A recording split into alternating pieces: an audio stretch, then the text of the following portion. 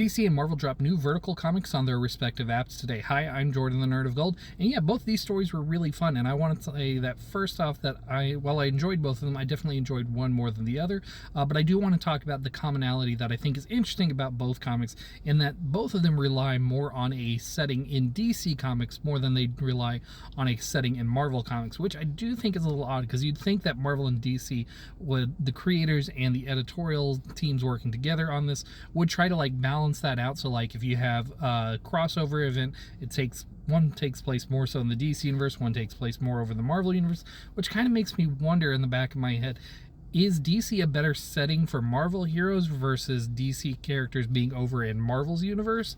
I'm not entirely sure that there's a good answer to that, but I'll think about that more later. But I do want to say the Fantastic Four Flash comic is a fun comic. I do kind of wish that we had gotten a little more Fantastic Four in this story, because I feel like it was really heavily a Flash story, but it was still a fun story. I liked Gorilla Grodd trying to break into the Baxter building, steal Reed's technology to take over the world. That is a classic Gorilla Grodd plot, and using the Flash and using mind control to take over each member to try to gain control over things was a fun bit. The time traveling aspect within the story, I didn't care for it too much, but that being said, it's not a bad plot point at all.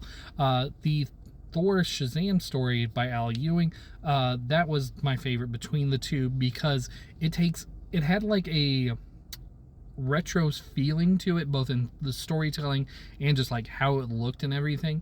But yeah, it took the really simple thing that Thor used to be more like Captain Marvel back in the day, when he had to have that cane that smashed him to the ground and turned him between Donald Blake and Thor. They actually had more in common back then, and Al Ewing uses that to his advantages, and he also uses the fact that they have that magical transformation there between the two things to get them kind of stuck between states, as a villain takes advantage of that.